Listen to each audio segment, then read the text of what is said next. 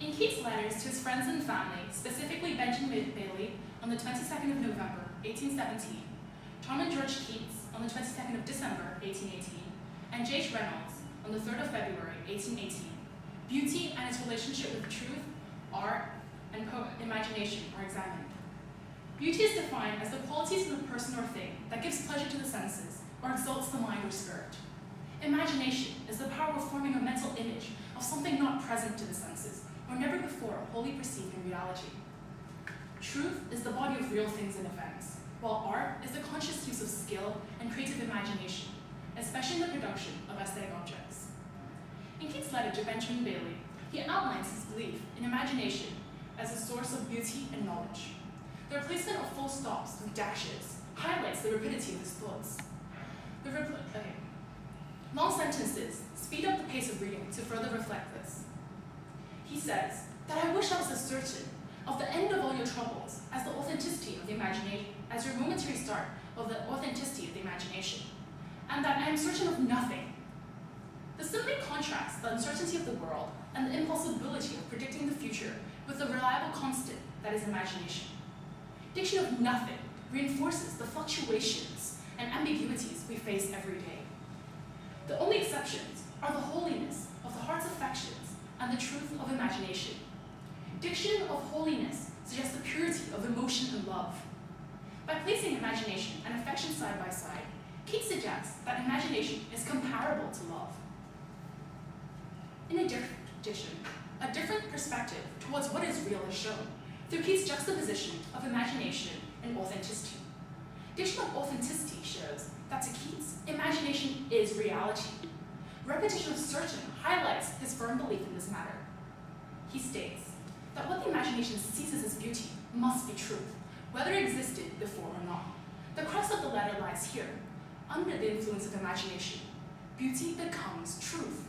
Imagination makes it reality. Diction of must highlights the lack of room for doubt. Furthermore, the verb seizes is strong and emphasizes the power of imagination. The afterthought, whether it existed before or not, shows that this is conditionless. It may further indicate that beauty is subjective because it may not have existed before. Moreover, this suggests that our ways of knowing are not distinct.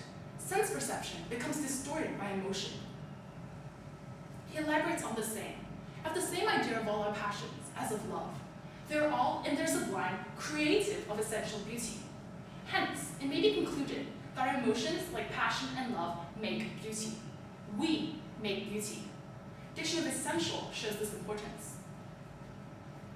Keats further uses an allusion to Adam's dream in Milton's Paradise Lost to communicate a melding of reality and dream.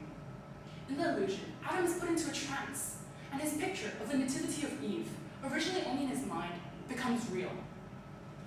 This highlights the power of the imagination. The poet's use of capital letters for words such as beauty and imagination turns them into proper nouns, suggesting their uniqueness and specificity.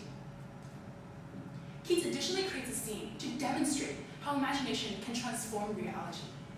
He asks, have you never, by being surprised with an old melody in a delicious place, by a delicious voice, felt over again your very speculations and surmises at the time it first operated on your soul?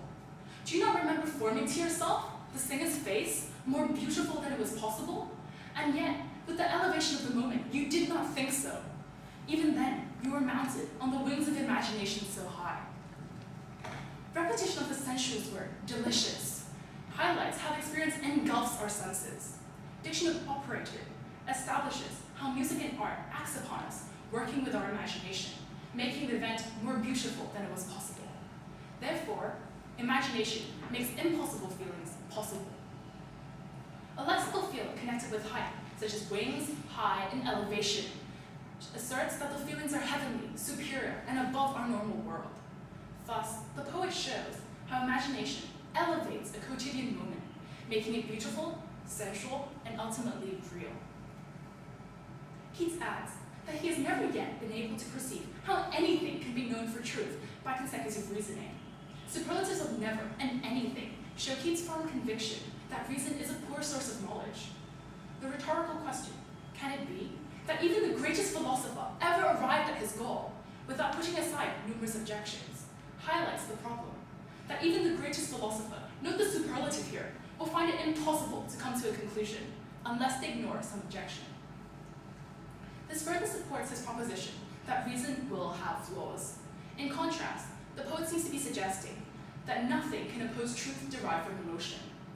He further expresses his views with the exclamation, "Oh, for a life of sensation instead of thoughts." This short sentence, amid the many long sentences, emphasizes the wonder of such an existence and highlights the superiority of sensation over thoughts. Moreover, he adds that those who can delight in sensation instead of hunger after truth will enjoy ourselves by having happiness on earth repeated in a finer tone and so repeated. The juxtaposition between the short light vowel sound of delight and the heavy vowel sound of hunger reinforces the difference between the two types of people. The former will enjoy life, while the latter will be burdened by it. Thus, Keats proposes that imagination and emotion should become windows through which we perceive and understand the world. Our truth and beauty will be made by us instead of for us, and will come from emotion and not reason. This is in line with the romantic idea of searching within for the truth, and the romantic emphasis being put on emotion and not reason, since, as Keats suggests, reason has failed to help us understand the world and failed to make us happy. Moreover, Keats expresses opinions on the effect of art in a letter to his brothers. He comments about a play he went to, saying, "It is a wonderful picture when Wes's age is considered, but there is nothing to be intense upon." This reiterates his belief on the importance of sensation. The connective but shows his view towards art. Unless it creates feeling, it is incomplete. Repetition of no, in no women one feels mad to kiss, no face swelling into reality, emphasizes his disappointment at the lack of intensity in the performance. Diction of feels mad highlights the ability of art to evoke strong emotion. He continues that the excellence of every art is its intensity, and its ability to make all disagreeables evaporate.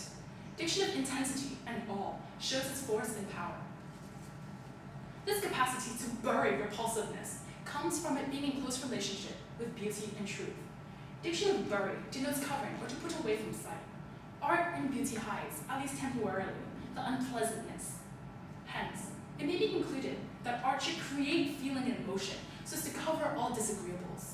Simply put, passion and intensity make flaws insubstantial. We're able to ignore our lover's flaws because of our intensity of our affection for them. His thoughts on art extend naturally to poetry. It should be great and unobtrusive. Diction of unobtrusive denotes modesty and humbleness. He feels that it should enter into one's soul and not startle or amaze it with itself, but with its subject. This suggests that what makes art and poetry beautiful is its subject. Also, they have the ability to penetrate our being. The verbs amaze and startle both convey suddenness. Keats is shown to disapprove of poetry like this, such as those of Wordsworth or Hunt. He provides an analogy. The exclamation, "How beautiful are the retired flowers," give an example of natural beauty. But he feels they would lose their beauty were they to throng into the highway, crying out, "Admire me, I'm a violet, dote upon me, I'm a primrose." Diction of throng and crying out personifies the flowers, making them seem larger than life, establishing their obtrusiveness. Exclamations and abrupt vowel sounds reflect the way the flowers intrude upon us and demand worship and attention. Keats humorously criticizes this kind of poetry and shows how beauty should not be like this. The flowers, and hence the poetry, is the more admirable for its quiet beauty. He felt that the modern poets had begun to tease us with grandeur and merit in their poetry, something entirely unnecessary when we can have them unobtrusive and uncontaminated. This emphasizes how the grandeur and merit contaminates the art. In addition, he proposes that with a great poet, the sense of beauty overcomes every other consideration, or rather obliterates all consideration. Diction of obliterates highlights how all-encompassing beauty is, that everything else, all other thoughts, are wiped out. Thus, Keats suggests that art and poetry would give more pleasure if poets concentrated on this subject, and if their poems were humble and beautiful, without the need for additional thrills and grandeur. John Keats shows beauty as something created by us in our imaginations. It ought to be humble and unobtrusive. Under the influence of imagination, what we behold becomes elevated and beautiful, eventually even real. He encourages a life of sensation, of emotion, of feeling, over one based on reason or a search for truth. The letters finally proclaim that imagination's products, art, poetry, and music, should be intense and call forth passion without the necessity of grandeur and merit, simply quietly entering our soul. Thank you. Any questions? Yes. Could you further elaborate on how this knowledge has impacted you personally? I think Keats' perception of beauty and imagination has helped me understand myself better, in the sense that it's helped me think more about religion and how that works. I've grown up in a Christian family, and different people in my family have contrasting views about it, and it's made me wonder about my own beliefs, because it's made me realize how you can argue and try to reason out things like God and faith, all these huge abstract ideas. But unless you feel that emotional connection with God and with religion, it really won't make a difference.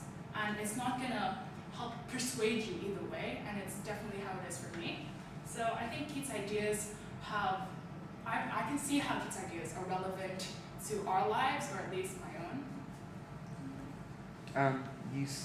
What other ideas of romanticism does Keats include in those letters?